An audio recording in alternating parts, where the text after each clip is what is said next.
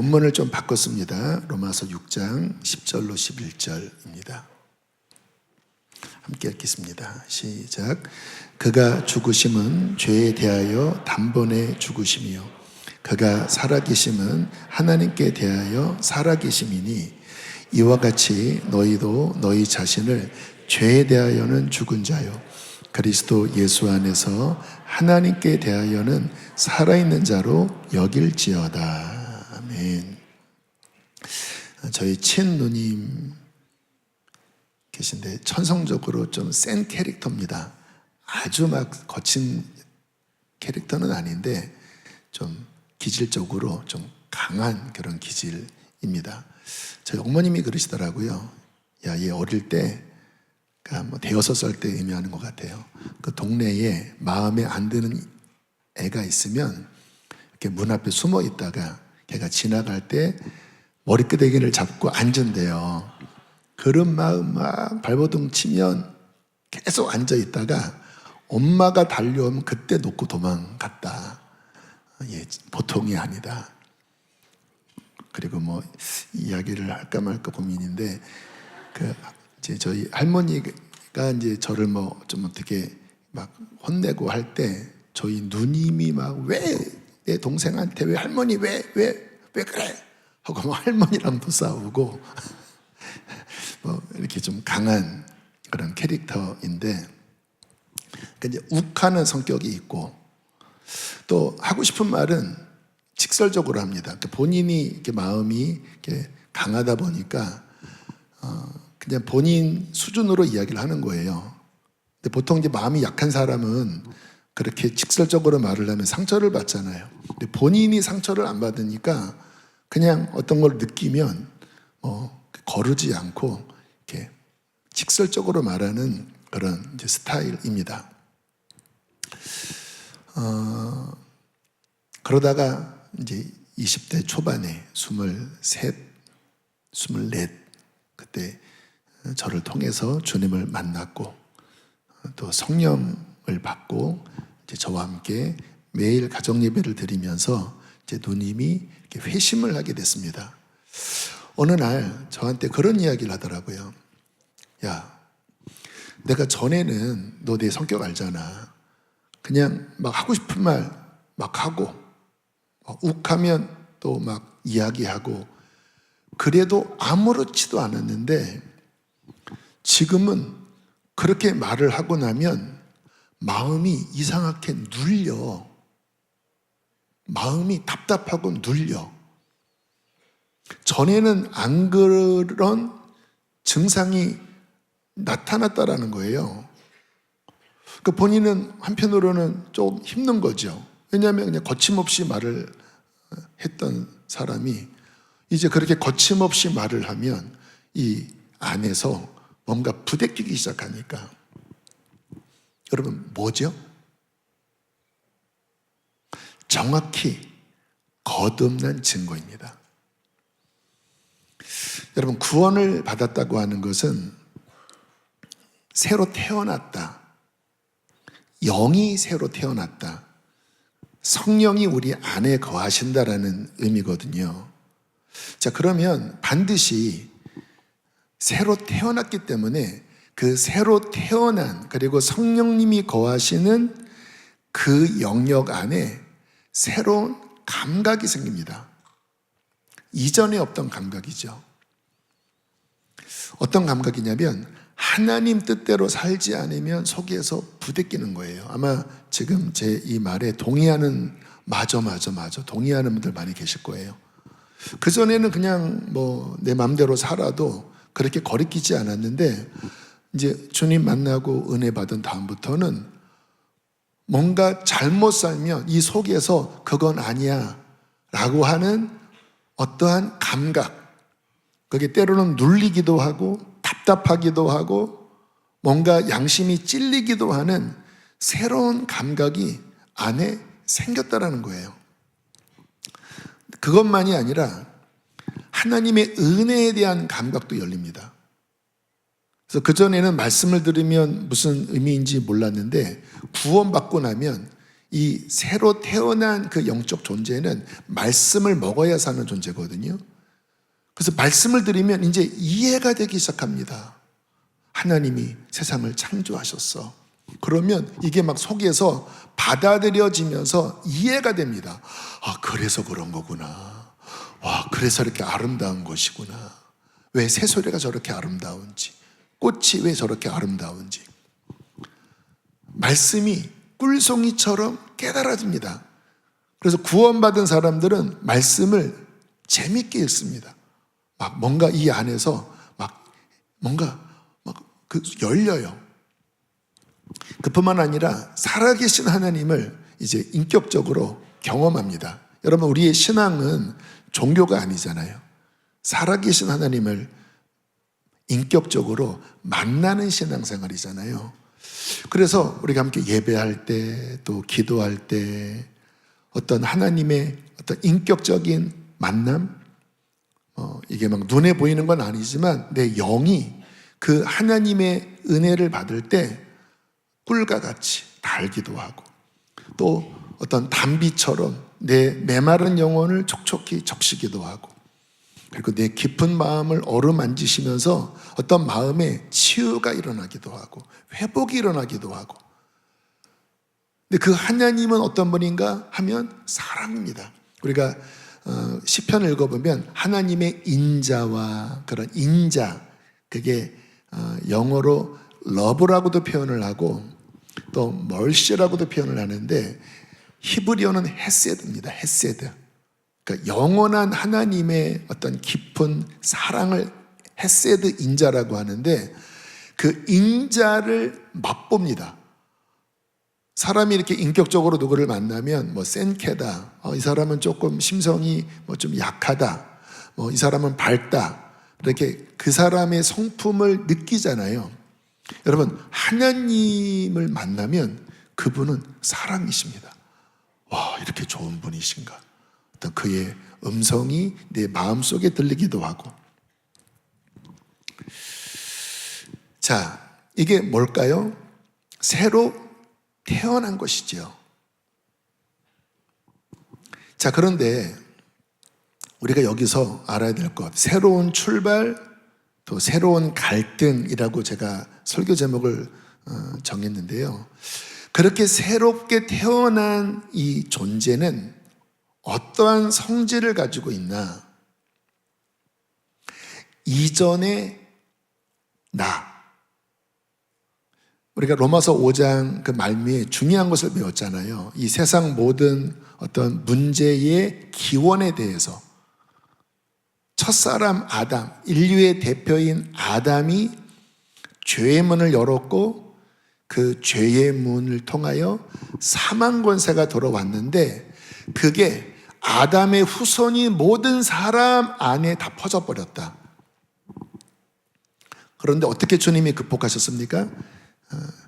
새로운 아담, 인류의 새로운 대표주자 예수님을 보내셨고, 그분이 십자가에 은혜를 주셔서 죄를 이기게 하셨고, 성령, 생명의 성령을 주셔서 이 사망 권세를 부활로서 이기게 하셨다. 그래서 우리가 예수 그리스도를 믿고, 그리고 그의 구원의 은혜를 받고 성령을 받으면 이제 그 첫사람 아담, 죄, 사망 이 부분을 이기는 거다. 이게 로마서 5장 후반부였잖아요. 뭐 짧은 말씀 속에 어마어마한 인류의 기원, 실패, 그리고 새로운 구원, 우리가 함께 정리를 했는데, 자, 우리가 알아야 될 게 뭐냐면 그 아담, 죄, 사망, 이 본거지가 어디냐면 우리의 본성입니다. 다시 말하면 자아. 성경은 그것을 옛사람, 자아, 본성, 그 안에 죄와 사망과 그 모든 실패가, 그러니까 우리 본성 안에, 옛사람 안에 들어있다는 거예요. 그런데 구원은 무엇입니까? 이제 예수님을 통하여 성령의 은혜를 받고 새로 태어난 거잖아요. 그러면 이게 성질상 새로 태어난 새 사람의 존재의 성질과 성향과 옛사람, 아담의 후예로 죄와 사망 권세 아래에 있는 그 옛사람의 성향, 성질은 캐릭터적으로 완전히 상극이라는 거예요. 그래서 새로운 출발을 할 때, 새로운 출발이 뭡니까? 이제 거듭난 거예요. 성령이 들어오셔서 새로운 출발이 시작된 거예요. 그러면 반드시 뭐가 생깁니까?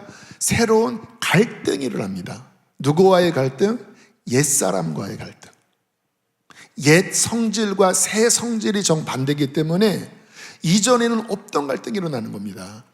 우리 누님이 나 그렇게 말을 해도 이게 본성이니까 괜찮았는데 이제는 눌려.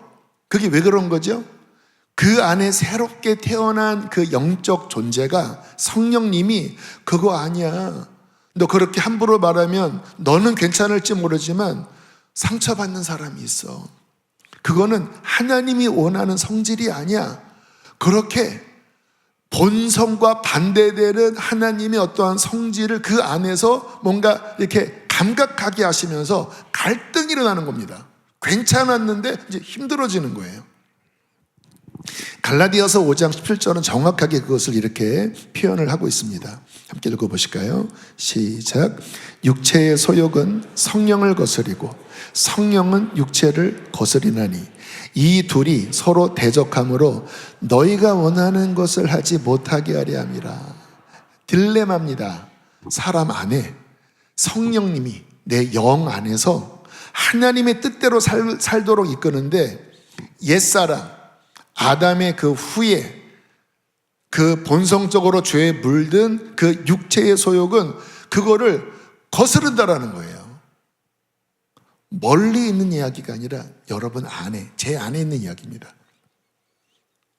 반대로 자꾸 끌어당긴다라는 거예요.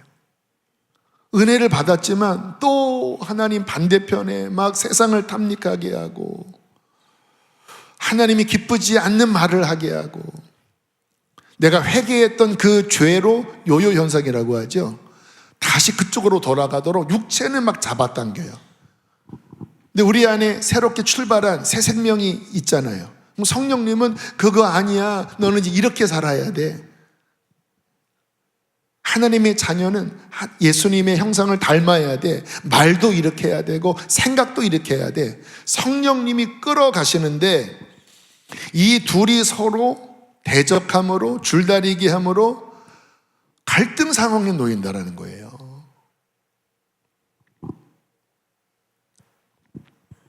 로마서 6장, 7장, 8장은 그것을 아주 디테일하게 보여줍니다. 우리가 나 예수님 믿고 구원 받았습니다. 나 거듭났습니다. 거기서 끝나면 막상 실제 우리의 삶의 이러한 갈등에 대하여 무방비 상태에 빠집니다. 그래서 이중적으로 돼요. 세상에 나가서는 그냥 죄짓고 옛 모습으로 살고 일주일에 한 번 그 교회 나오는 그 몇 시간만큼은 그냥 종교인처럼 그냥 거룩한 것처럼 살아요.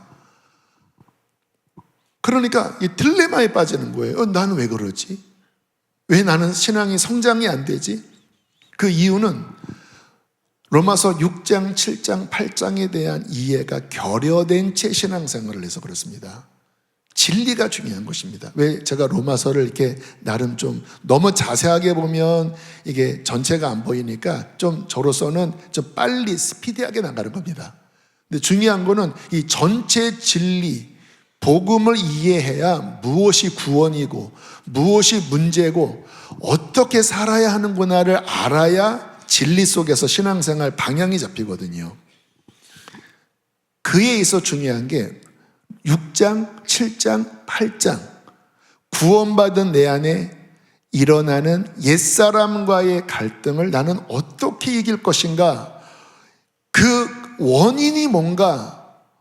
나는 왜 실패하나? 왜 내 신앙은 성장하지 않는가? 어떻게 해야 성장할 수 있는가? 그게 6장, 7장, 8장에 나와 있는 것입니다. 여기 연세에 있은 분들은 아마 조세형이라는 분의 이름을 들어보셨을 것입니다. 이번에 앞에 별명이 대도, 큰 도둑 조세형. 그러니까 그 당시에 뭐 한 30년 전쯤인 것 같아요. 3, 40년 전에 우리 이제 매스컴에 아주 유명하게 그분의 이제 뭐 바통을 이어받은 사람이 신창원 씨고, 그 전에 전설적인 정말 막 부잣집에 들어가서 훔치고 그 돈을 조금 뭐 홍길동처럼 좀 어려운 사람에게 조금 나눠주고 이래서 그 당시에 아주 많은 사람의 입에 회자되었던, 그런데 감사하게 이분이 감옥에서 회심을 하게 됐습니다.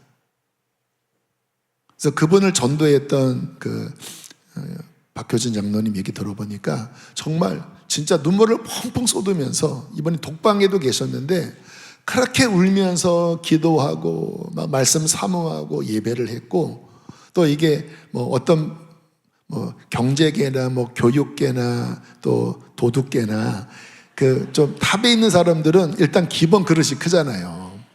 그러니까 이번에 얼굴도 되게 이렇게 뭔가 이렇게 굵직하게 생기시고, 뭐 그분 표현 따르면 그래요. 이 생긴 것부터 어떤 말하는 게 카리스마가 있다고 하더라고요. 이분이 회심한 다음에 그 감옥 안에 많은 영향을 줬습니다. 그래서 많은 사람이 우리 큰형님이 변화되니까, 그 큰형님이 예수님 만났다고 하니까 이제 많이들 함께 이제 회심을 하고 또 예배도 드리고 그런 좋은 영향력을 줬습니다. 그분이 출소하던 날 성경책을 이렇게 목사님처럼 딱 가슴에 끼고, 저는 예수님을 만났고 이제 저의 남은 삶은 주의 종의 길을 걸을 것이며, 나처럼 이렇게 불우한 또 비행 청소년 이런 사람들을 뭔가 선도하는 그러한 역할에 제 남은 인생을 드릴 것입니다. 이렇게 인터뷰를 한 거예요. 그러니까 한국 기독교계가 그냥 막 환호성을 한 겁니다. 와, 대도 조세형이 주님을 만나서 주의 길을 걸어간다고 하더라. 얼마나 이게 센세이션합니까? 그래서 많은 교회에서 이번을 이제 초청해서 간증을 듣고, 또 입담이 좋으시니까 막 은혜도 많이 끼치고 하다가 불과 한 2년, 3년도 지나지 않았는데 이분이 어느 집을 담을 넘어 도둑질을 하다가 붙잡혔다고 하는, 그러니까 다시 이제 한국 기독교가 충격에 빠진 거죠. 믿었는데 이분이 또 도둑질을 하다 걸렸다. 그리고 또 일본에 가서 또 도둑질을 하다 또 걸렸다. 그래서 다시 또 감옥에 들어가는 이제 이러한 안타까운 상황이 생기고, 그 후에 또 뭐 조금 더 흉흉한 이야기가 있었지만 이제 그렇게 이제 잊혀져 갔습니다.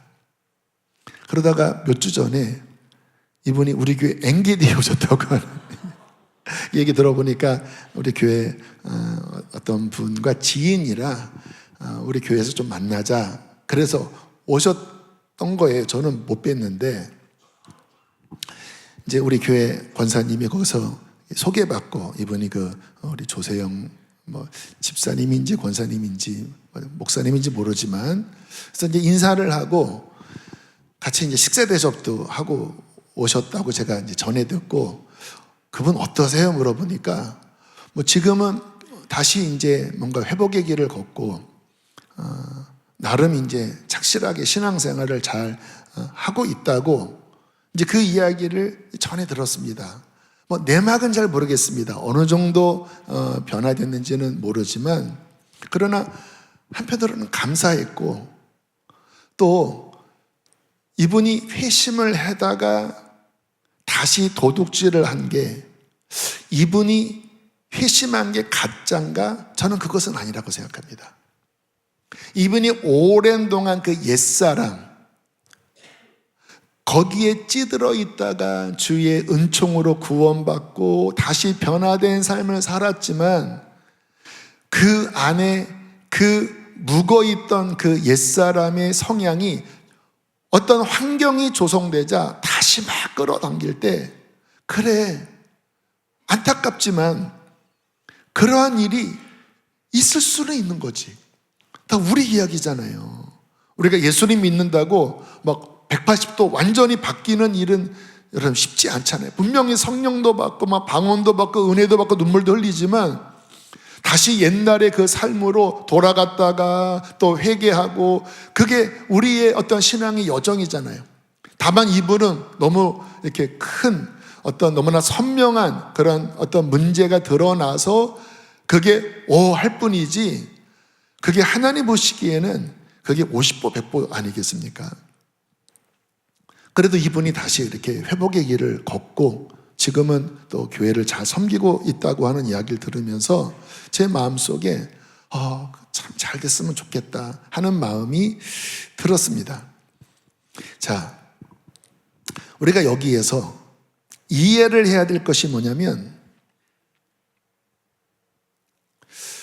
우리가 구원을 받았지만 우리 안에 그 옛사람의 하나님과 반대되는 방향으로 끌어가는 그 옛사람의 작용, 끌림, 이 부분이 우리 안에 심각한 갈등과 문제를 주고 있다. 새롭게 출발했지만 새로운 갈등 국면에 우리는 놓여 있다. 어떻게 해야 될까? 설교 제목 결론이 그러면 어떻게 해야 될까? 이게 이제 신앙생활의 실천편입니다. 어떻게 해야 될까? 다시 옛날로 돌아갈 수는 없는 거잖아요. 자, 이때 우리가 이제 정확하게 이해를 해야 될 것이 뭐냐면, 옛사람이 무엇이고 새 사람이 무엇인지에 대한 오늘 성경에서 말씀하는 이해입니다. 자, 로마서 6장 6절 함께 읽어보실까요? 시작. 우리가 알거니와 우리의 옛사람이 예수와 함께 십자가에 못 박힌 것은 죄의 몸이 주고 다시는 우리가 죄에게 종로로 타지 아니하려 함이니. 자, 옛사람을 언급하고 있고요. 4절입니다. 함께 읽겠습니다. 시작. 그러므로 우리가 그의 죽으심과 합하여 세례를 받음으로 그와 함께 장사되었나니 이는 아버지의 영광으로 말미암아 그리스도 죽은 자 가운데서 살리심과 같이 우리로 또한 새 생명 가운데서 행하게 하려 함이라.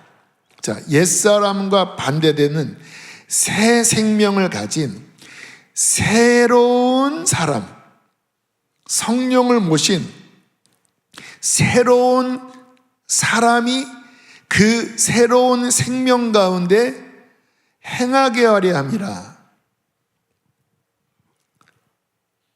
비유를 들면, 저희 누님으로 비유를 들면 막 욱하고 거침없이 말하고 하고 싶은 대로 하려고 하는 그 삶에서 이제 입술을 절제하고 덕스럽게 이야기를 하고 상대방의 마음을 헤아리는 그 삶으로 살게 하는 새 사람.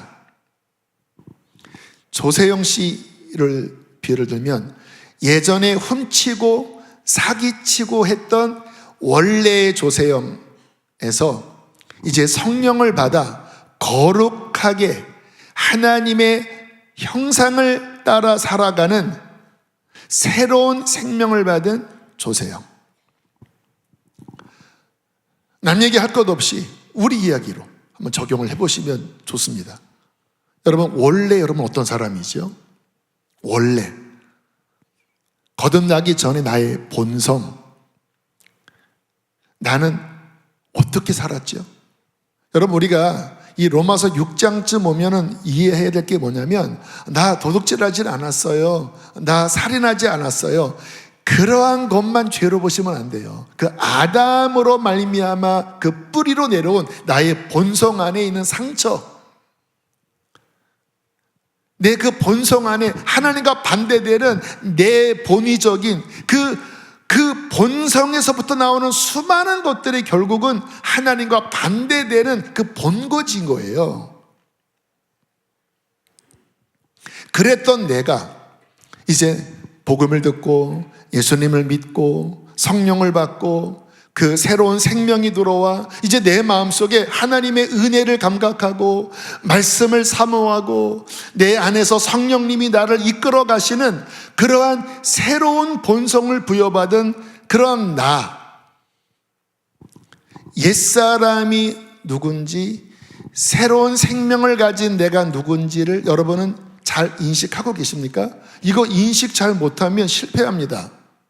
왜냐하면 적군인지 아군인지를 알아야 되잖아요.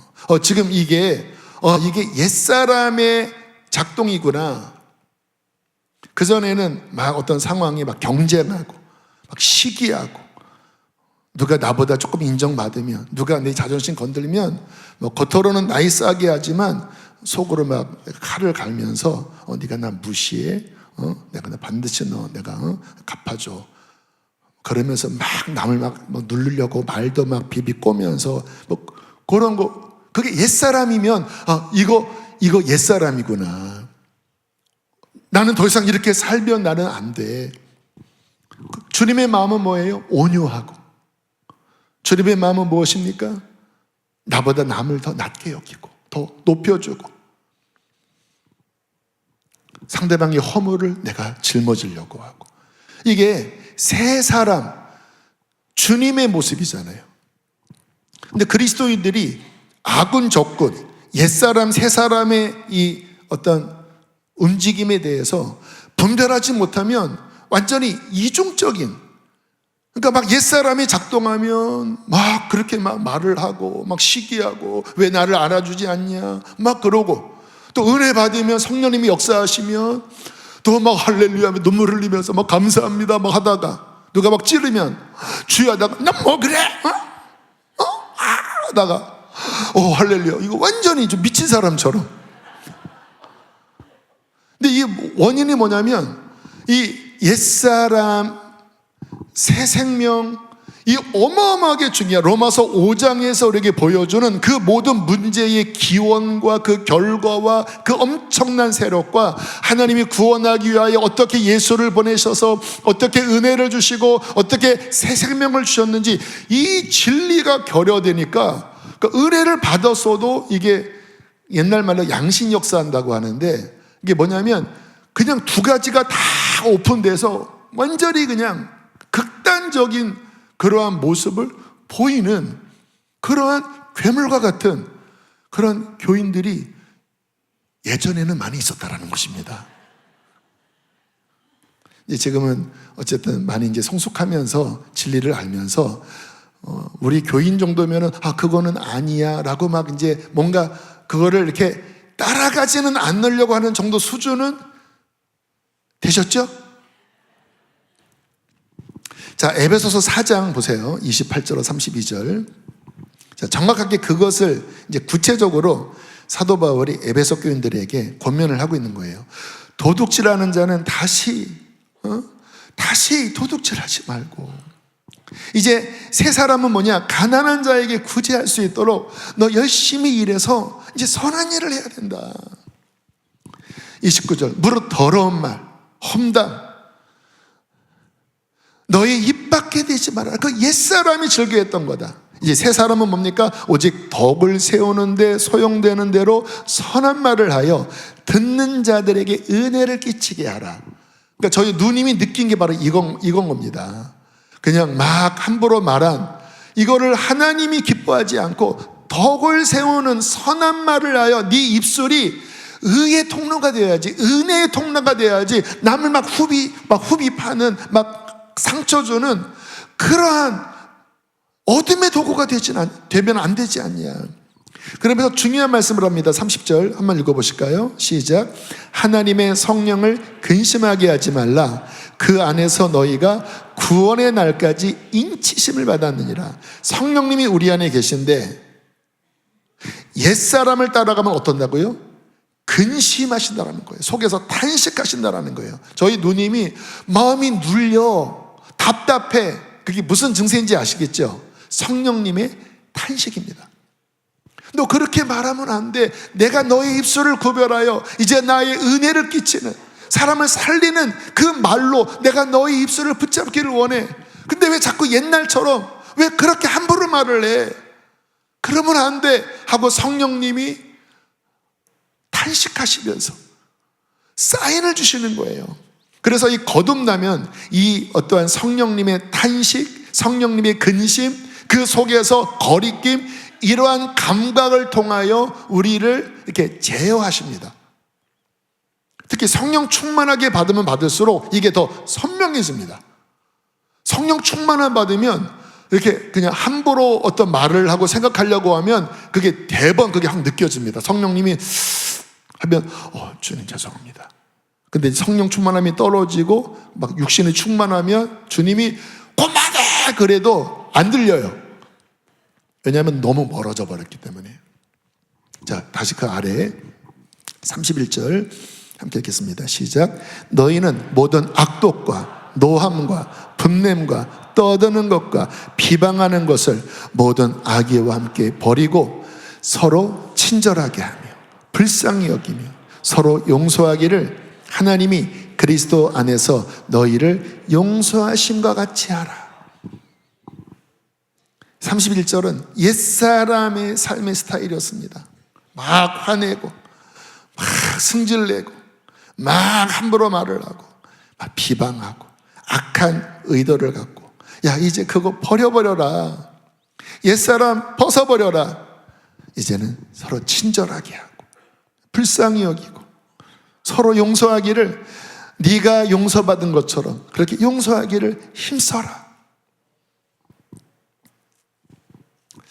제가 이제 구원을 받고 성령님을 제 안에 모시고 그리고 이제 새 생명이 저를 이제 이끄는 그 이끌림에 민감해지기 시작했습니다. 아직은 부족한 투성이었지만 이 새 생명이 저를 자꾸 은혜의 자리로 이끄시더라고요. 그리고 뭔가 영적으로 하나님과 멀어짐이 막 갈급한 마음, 목마른 사슴처럼 마치 아기가 그 젖을 제때 안 주면 진짜 엄청 빽빽댑니다. 와, 이게 막 그냥 막 얼굴이 막 시뻘개지면서 막 울어요. 그때는 아무리 달래줘도 안 됩니다. 젖을 물려야 됩니다. 그게 이제 생존 본능인 것처럼 여러분 영이 태어나잖아요. 그러면 하나님과 멀어질 때 이 속에서 막 목말라 합니다. 답답해 합니다. 왜? 이 새 존재는 하나님의 은혜를 먹어야 삽니다. 그래서 이 갈급함이 있어요. 제가 이제 그랬습니다. 그 목마름이 있어서 뭔가 영적으로 떨어지면 너무 막 힘들고 그럼 막 기어서라도 가서 기도했어요. 그러니까 아기가 살려고 먹잖아요. 그래서 정말 건강한 어떤 생명, 구원받은 생명을 가지면 기도는 의무가 아닙니다. 종교 의식이 아닙니다. 생존입니다. 생존. 살려고 기도하고요. 살려고 예배하고요. 살려고 말씀 봐요. 그래야 막 내 영이 숨을 쉬는 것 같고 막 정말 그 생수를 마실 것 같고 막 젖을 먹는 것 같고 그러면 다시 막 힘을 내서 그렇게 막 목마르게 왜? 성장돼야 되니까 내 영이 성장돼야 되니까 아직은 옛사람의 이 뭐가 막 저를 막 잡아당기려고 하는 게 아직은 강했습니다. 그래서 빨리빨리 영이 성장되도록 성령님이 제 안에 그렇게 이끌어 가셨어요. 너무 좋은 거예요. 은혜가 너무 좋은 거예요. 이전에 없던 평안, 기쁨, 만족. 그러다가 어느 날 저희 형님 가정이 이제 싱가포르에서 어떤 일을 하면서 그때 이제 조카가 태어났고 6개월 정도 보통 이제 결혼하기 전에 조카가 그렇게 이쁘잖아요. 근데 결혼하고 애 낳으니까 덜 이쁘더라고요. 싱가포르에서 일을 하니까 형님이 초청을 했습니다. 누님과 저를 한번 좀 와서 놀다 가라.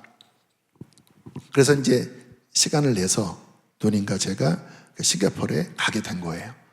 갔더니 세계 몇 위의 수족관도 있고 또 거기 이렇게 아마 인도네시아와 연결된 바탐섬이라는 곳 거기 가서 또 맛있는 것도 먹고 그렇게 아마 일주일인가 열흘을 이제 보내려고 갔는데 처음엔 좋았거든요. 근데 한 중간 넘어가니까 너무 힘든 거예요. 제 영이. 왜냐면 아직 내 영이 약한 어린 아이 상태였는데 계속 이제 제가 교회 다니고 막 집회도 참여하고 하면서 그래도 계속 이 젖줄기를 계속 공급받으면서 이렇게 간신히 그 힘을 버티고 살았는데, 근데 싱가포르 가서 며칠간 예배도 제대로 못 드리고 기도도 제대로 못하고 성경도 제대로 못 읽으니까 이게 아직은 미약한데 그 공급이 확 줄어드니까 속에서 너무 힘들어하는 거예요. 제가 지금도 그 장면이 떠오릅니다. 제가 그 옆방 가서 앉아서 기도도 제대로 못하겠는데 뭐 남의 집이니까 그냥 저는 답답해요. 저 빨리 한국 가고 싶어요. 빨리 교회로 돌아가고 싶어요. 여러분 그게 무슨 현상이죠? 여러분 그 느낌 아시죠? 여러분 우리는 하나님의 은혜를 받아야 내 영이 삽니다. 새 생명 가운데 행하는 것은 뭐냐면 그 은혜의 힘을 받고 영적인 왕성한 생명력으로 사는 자가 거듭난 우리라는 거예요.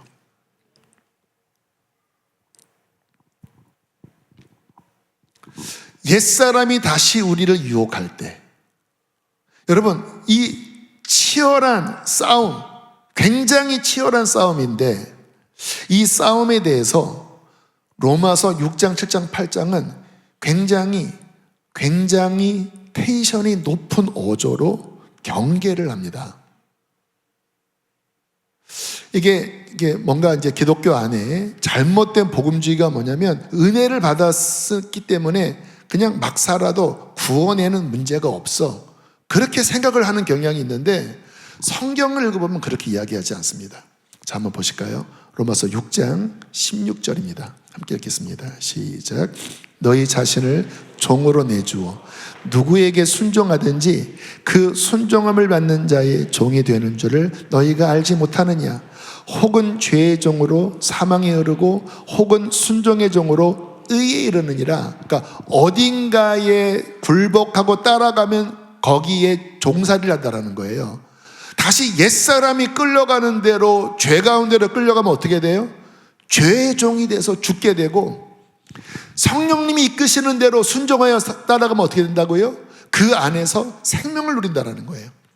자, 로마서 8장 12절 13절 함께 크게 읽겠습니다. 시작.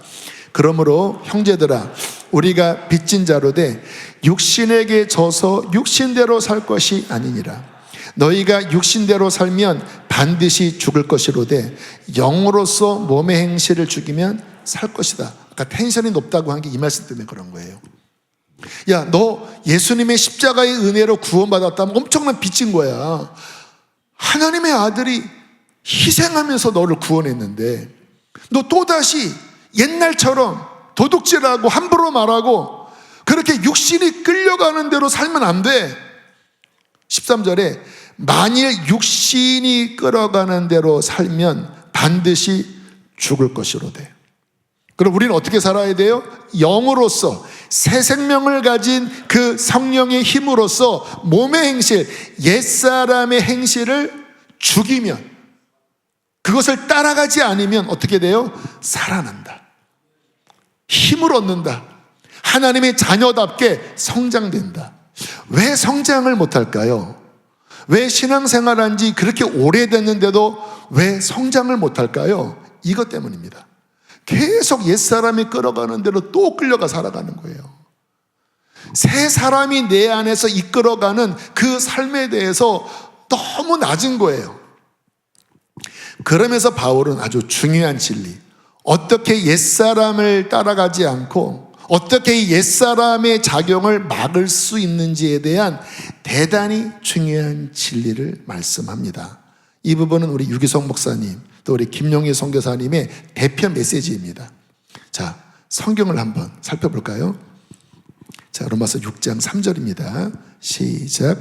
무릇 그리스도 예수와 합하여 세례를 받은 우리는 그의 죽으심과 합하여 세례를 받은 줄을 알지 못하느냐. 세례는 기초입니다. 입문이에요. 원래는 물에 들어갔다가 나오는 거거든요. 지금 바울이 뭐라고 이야기합니까? 야, 너 세례 받을 때 물에 들어갔지? 침례지요. 그거는 죽은 거야. 어떻게 죽은 건지 알아? 예수님의 십자가에 함께 함께 연합하여 함께 꽝꽝꽝 못 박혀서 함께 죽은 거야. 4절 크게 읽겠습니다. 시작. 그러므로 우리가 그의 죽으심과 합하여 세례를 받음으로 그와 함께 장사되었나니 이는 아버지의 영광으로 말미암아 그리스도를 죽은 자 가운데서 살리심과 같이 우리로 또한 새 생명 가운데서 행하게 하려 함이라. 우리 그리스도인은 장례를 치른 자다. 어떻게? 그의 죽으심과 합하여 세례받을 때 예수님의 장례와 연합하여 합쳐서 그와 함께 죽은 자다. 그러면 어떤 일이 벌어지냐? 주님이 부활하셨듯이 그 예수님의 부활의 생명, 성령님, 새 생명이 우리 안에 역사하여서 이제 너희는 옛사람으로 살아가는 것이 아니라 이 새 생명, 새 사람, 예수의 생명의 능력으로 살아가는 것이다. 그리스도인은 누구냐? 아담, 죄, 사망, 이 모든 출처를 깨트려버리고 이제 예수, 은혜, 생명, 이 성령님의 힘으로 새롭게 살아가는 새로운 존재, 새로운 캐릭터, 새로운 가치관, 새로운 소스, 원동력으로 사는 자다. 근데 그러려면 어떻게 해야 돼요?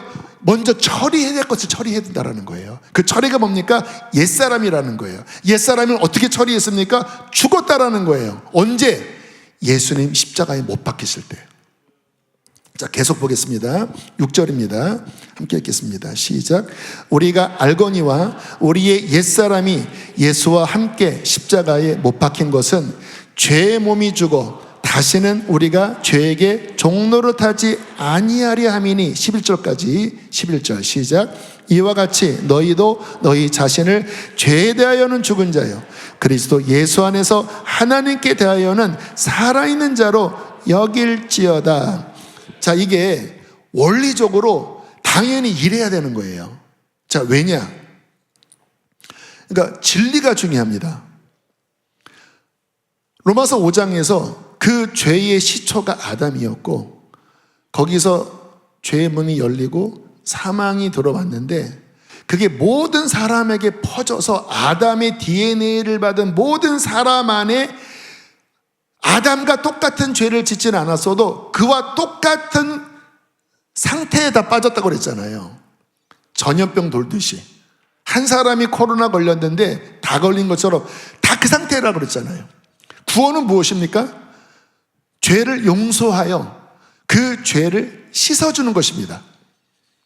그래서 십자가를 보면 주님의 그 십자가의 보혈의 은혜가 잘 이해하셔야 합니다. 여기가 이제 잘 디테일하게 구분되어져야 돼요. 우리가 회개하고 예수님 영접할 때 그 피가 우리의 지난 날의 모든 죄를 덮어버리고 집어 던져버리고 그것을 나는 기억하지 않는다. 지음으로써 용서받음으로써 하나님의 자녀가 된 거거든요. 자, 이게 우리가 알고 있는 로마서 3장 4장의 그 십자가의 용서의 구원의 은혜거든요. 자, 여기에 문제가 있습니다. 우리가 지은 죄에 대하여 값없이 그의 피로 그냥 은혜로 용서하신 것은 큰 은혜인데 문제는 뭐예요? 그 죄를 양산시키는 본거지가 우리의 본성이라는 거예요.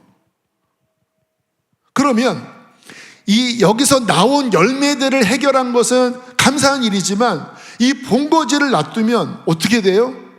또 나오잖아요. 계속 나오잖아요. 그러니까 주님의 구원은 당연히 여기서 나온 어떠한 결과물에 대해서도 은총으로 사야 되지만 본거지를 처리하지 않으면 주님의 구원은 완벽할 수 없게 되는 겁니다. 논리적으로 맞지요. 그래서 성경을 보면 주님이 십자가의 피로써 너의 지난날의 죄를 그 은혜로 용서한 것뿐만 아니라 그분이 십자가에 달리실 때 너의 옛사람도 함께 십자가에 못 박아 함께 죽이셨다. 그게 십자가 안에 예수 그리스도의 죽음 안에 담긴 굉장히 중요한 진리입니다. 그래서 나의 죄의 열매만이 아니라 그 본거지인 나의 자아, 옛사람, 본성, 이거를 함께 그리스도와 함께 십자가에서 죽게 하셨다. 자, 그러면 이제 우리 이런 질문이 나오게 됩니다. 그러면 주님의 그 피로 나의 지난날의 저도 용서하고 그 죄의 본거지인 나의 이 옛사람도 주님이 십자가에서 죽이셨다면 이제 나는, 구원받은 나는, 용서받은 나는, 성령을 모신 나는 더 이상 죄의 욕구가 없겠네요. 왜? 이거 죽이셨다며요. 예수님 믿을 때 나의 그 본거지인 옛사람도 함께 못 박았다며요. 세례받을 때 주님과 함께 장사 지냈다며요. 그럼 나는 예수님 믿고 은혜를 받았으니까 이제 나는 더 이상 이 옛사람의 이 죄의 욕구가 이제 없는 거네요. 자, 여기서 이제 고차 방정식으로 들어갑니다. 없나요? 있지요. 있어요. 그럼 말씀이 뻥인가요? 그래서 진리는 굉장히 정교한 균형으로 봐야 합니다.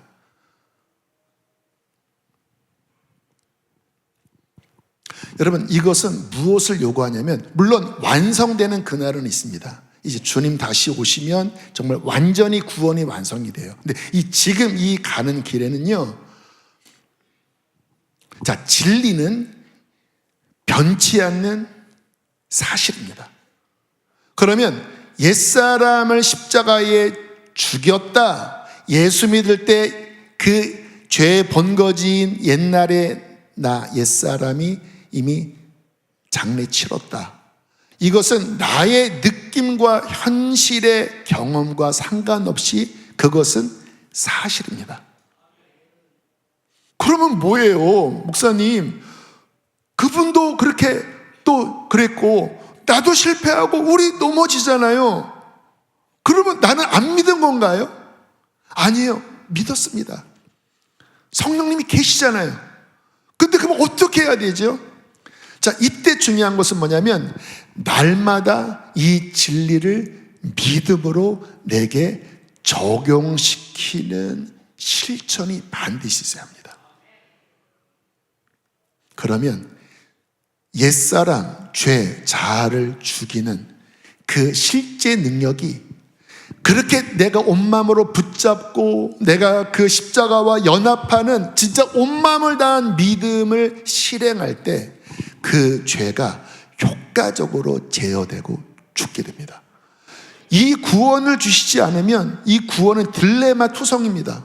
구원해놓고 또 옛사람은 남겨놓고 내가 어쩔 수 없는데 또 넘어지면 그러면 죽게 만들고 이게 뭐 구원입니까? 이렇게 돼버려요. 그러면 예수 믿으면 저절로 좋아지냐? 그렇게도 안 돼요. 그러면 어떻게 해야 돼요? 진리는 확실히 진리입니다. 이게 내 것이 되게 하려면 믿음을 붙잡아야 되는데 믿음은 단순한 관념이 아닙니다. 온 마음으로 하나님, 지금 내 안에 이런 것들이 움직이고 주님 내 안에 막 이 말을 하고 싶고 주님, 그러나 나는 주와 함께 죽었습니다. 하나님, 내가 주의 뜻대로 살기를 원합니다. 주님, 이 십자가를 붙잡습니다. 내가 매일 십자가 앞에 더 가까이 가오미. 이거에 매일 매 순간 그냥 액세서리를 내 귀에 목에 다는 게 아니라 내 마음으로 주님, 나는 주와 함께 죽었습니다. 하나님, 나를 좀 붙들어 주십시오. 그때 그 옛사람을 이미 죽게 하신 그 효력이 작동되기 시작해요. 이거는 구체적으로 좀 신뢰를 드려야 되겠다 해서 제가 어제는 저의 이야기를 한 4가지를 제가 준비했습니다. 근데 오늘 새벽에 기도하다가 그 4가지가 다 날아가고 어떤 한 학생의 이야기가 갑자기 제 안에서 일어났어요. 이 이야기를 나누라고 하시는구나. 근데 제가 그 부모님에게는 허락을 못 받았습니다. 너무 아침에 받아서 양해를 좀 해주시기를 부탁을 드립니다. 이 친구는 올해 고등학교에 이제 들어가게 될 남자 학생입니다. 작년, 재작년, 아무튼 주님 만난 지가 이제 1년 정도밖에 안 됐는데, 감사하게 진짜 주님 만나고, 여러분 남자아이 그 17, 16, 여러분 죄의 유혹이 많잖아요. 특히 요즘 시대. 근데 주님 만나고 정말 많은 삶의 변화가 이 친구한테 일어났어요. 근데 이 친구가 주님 만나고 나니까 우리 교회가 너무 좋고 예배가 너무 좋고, 그래서 생수회관 기독학교를 오고 싶어 했습니다. 그 갈망이 너무 컸어요.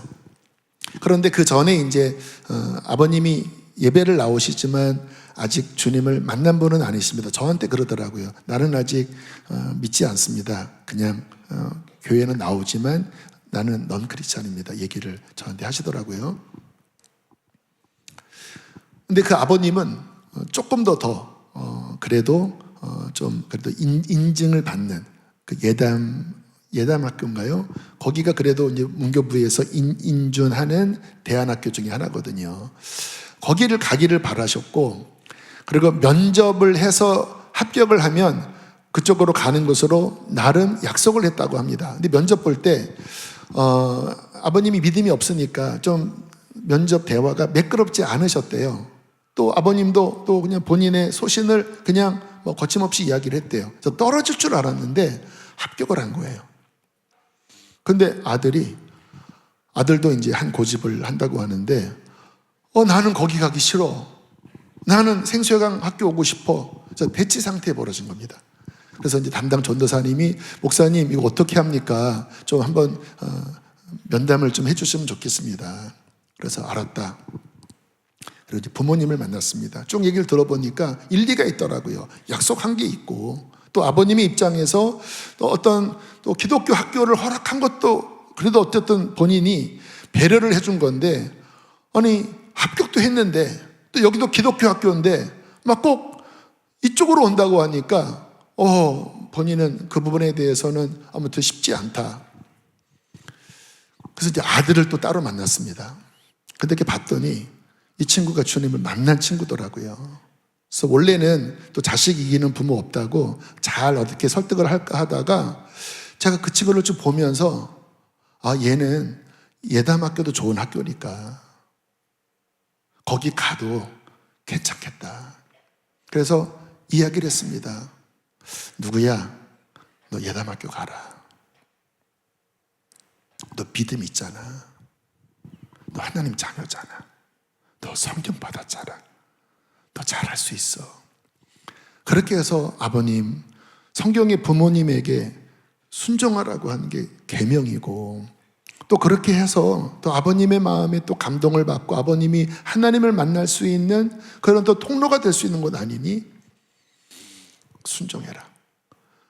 또 얘가 이렇게 힘들어 하다가 그렇게 하겠습니다. 목사님, 예담 가겠습니다. 근데 이제 순간 느껴지는 게 얘가 되게 힘들어 하는 마음이 느껴졌지만, 그런데 믿음으로 자기의 원함을, 자기가 하고 싶은 것을, 또 이렇게 성향이 좀 기질이 강하니까 자기가 하고 싶으면은 막 이렇게 하는 성향인데 꺾은 그 마음이 제 안에 느껴지면서 감동이 일어났습니다. 이 아이가 이렇게 지금 자기를 꺾고 순종하는 거를 하나님이 되게 인정하시겠다. 아이인데, 16살, 17살 아이인데 그 믿음 아닌가. 축복이 나오더라고요. 그리고 이렇게 유심히 이제 금요일 날 보면 열심히 기도합니다. 이 앞에 나와서 막 열심히 하고, 뭐 콰이어로 설 때도 올라와서 정말 열심히 늦게까지 하나님의 성령이 이 아이에게 은혜를 주고 계시는 것을 제가 보면서 이렇게 눈길이 가더라고요. 일부러 보는 게 아니라 눈길이 가더라고요. 왜 이야기가 생각났는지 아십니까? 여러분, 자아의 죽음에 연합하는 거. 내가 원하는, 이 학교를 가든 저 학교를 가든 다 뭐 기독교 계통의 학교니까 뭐 그냥 겉으로 뭐가 더 옳다는 아닙니다. 근데 지금 핵심은 뭐예요? 자기의 것을 내려놓는 것입니다. 자기의 원함을 내려놓는 거예요. 하나님의 말씀 앞에 자기를 깨트리는 거예요. 그러면 섭섭하고 속상하고 힘들고 그렇게 될까요? 아닙니다. 여러분, 그렇게 나의 생각과 내 자아의 원함을 내려놓잖아요. 그러면 이 안에서 새 생명, 부활의 생명이 갑자기 막 역동하기 시작합니다. 제가 시간상 말씀을 다시 언급하지 않을게요. 그러면 그러니까 십자가에 연합하면 부활에도 연합하리라. 그때 부활 생명이 막 역동되면서 성령님이 잘했다, 고맙다, 기뻐한다. 뭐를 기뻐하십니까? 나 자신을 내려놓고 십자가에 연합한 어린데, 애긴데 1년밖에 안 됐는데 자기의 생각을 내려놓고 주님의 말씀을 따라가려고 하는 그거를 주님이 지지하시면서 성령님이 그 안에 막 움직이시고 그때 신앙이 성장합니다. 왜 우리의 신앙이 정체됐을까요?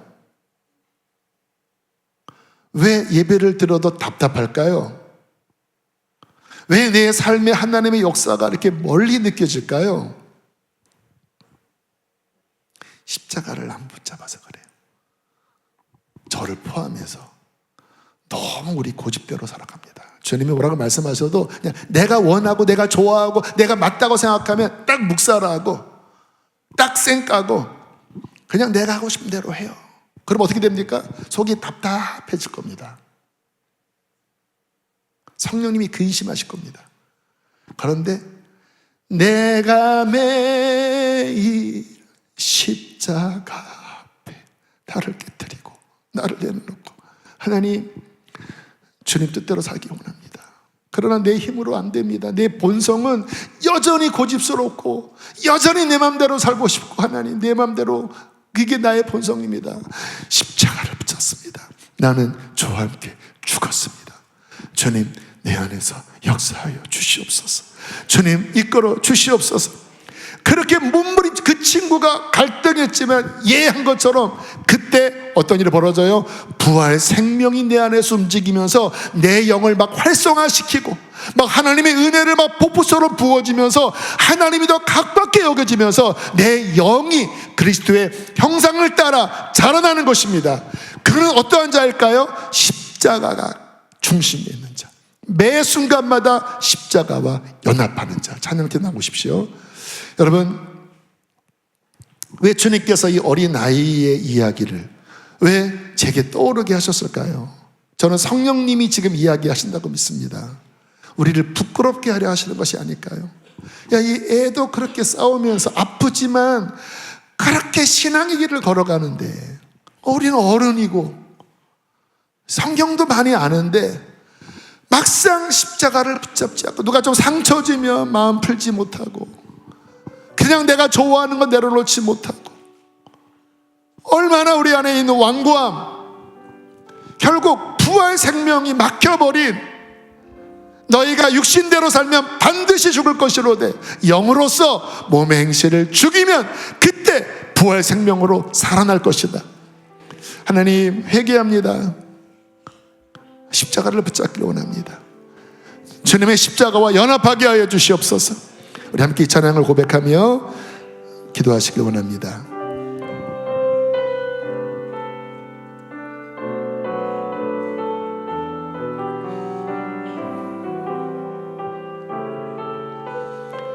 주보혈 날 정결케 하고, 주보혈 날 정결케 하고. 불을 약간 어둡게 해주세요.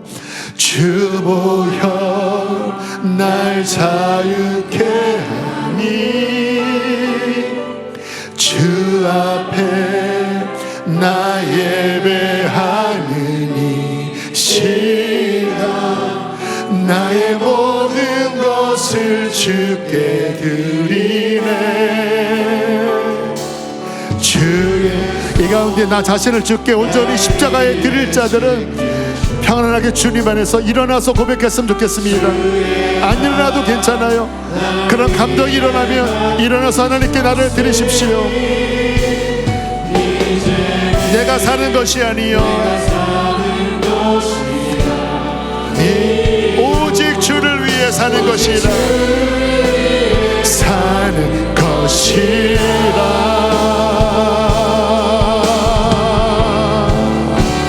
주의 손에 주님께 손을 내밀어 드리세요.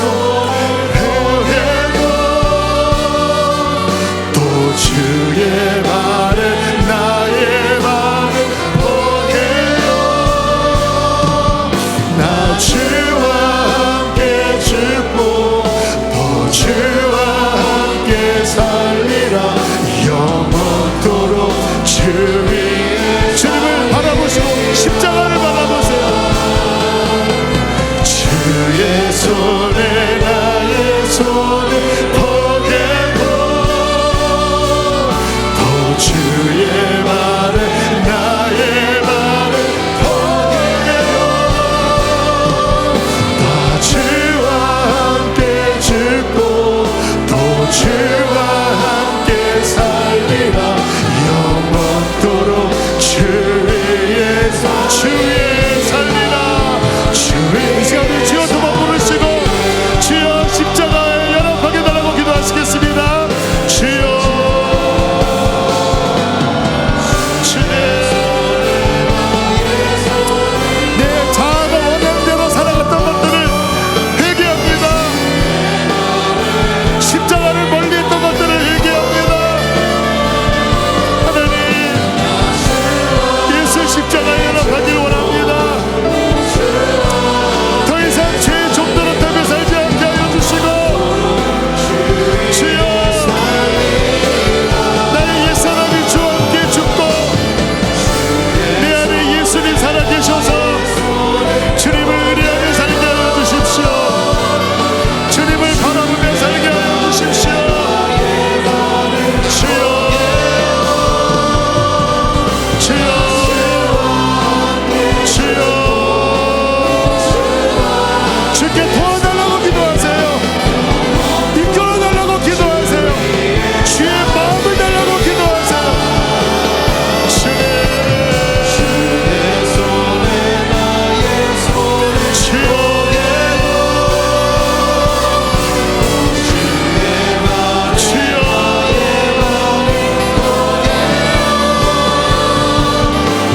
주와 함께 죽고 또 주와 함께 살리라. 영원토록 주 위에 살리라. 주 위에 살리라. 하나님 십자가를 멀리 하고 다시 내 옛사람이 끌어가는 대로 살다가 길을 잃어버리고 내 영혼이 곤고하게 되고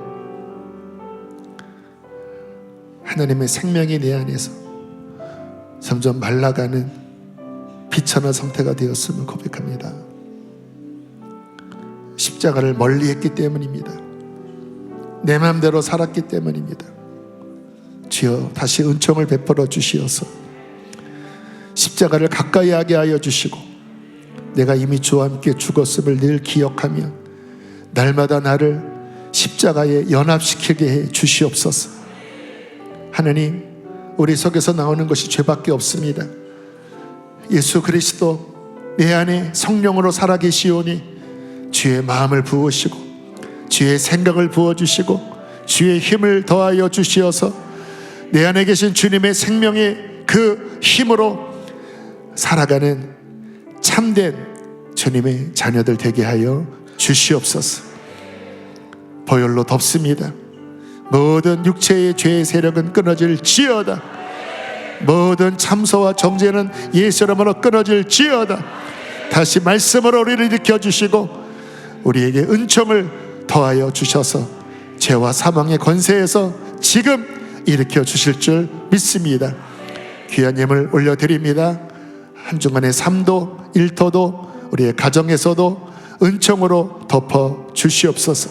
몸이 아픈 이들을 위하여 기도합니다. 병에서 놓여 강건할지어다. 우리들의 자녀들을 축복합니다. 주 안에서 아름답게 자라나게 하여 주시옵소서. 이제는 우리를 죄에서 건지신 예수 그리스도의 은혜와 하나님의 사랑과 성령의 교통하심이 오늘 십자가를 붙잡는 모든 이들 안에 충만히 함께 있을지어다.